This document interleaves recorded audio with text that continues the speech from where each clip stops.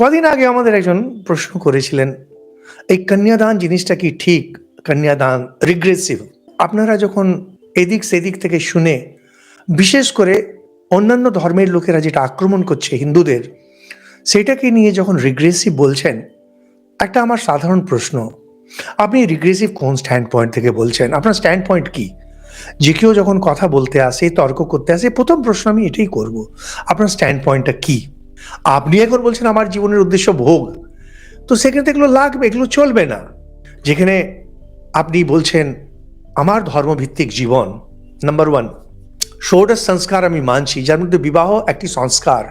একটা সংস্কার যখন করা হচ্ছে, ওটা একটা যজ্ঞ, একটা পুজো, পুজোর কিছু বিধি আছে, সেই বিধির মধ্যে কন্যাদান পড়ে। আপনি বলছেন আমি মানবো না, আরে কে তোমাকে জোর করছে মানতে? তুমি যাও না, সিভিল ম্যারেজ আছে তো, কোর্টগুলো আছে, ওখানে গিয়ে সই করিয়ে নাও, সেখানে তো কন্যাদান হয় না, কেউ বলে না কন্যাদান, সেখানে বলে সাক্ষী। আপনার দম আছে, বলবেন কোর্টে গিয়ে যে আমি তো সাক্ষী আনবো না, আমি আপনার এই সাক্ষীর বিধি আমরা মানি না, তখন তো আপনার বলার দম নেই।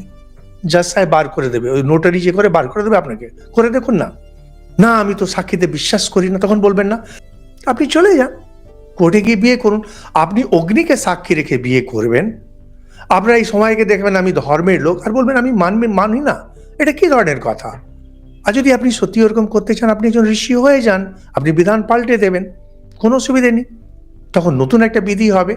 এনারা বলছেন যদি তুমি ধর্মজীবন যাপন করতে চাও, তাহলে আমাদের এটাই ঋষি বলে দিয়েছেন।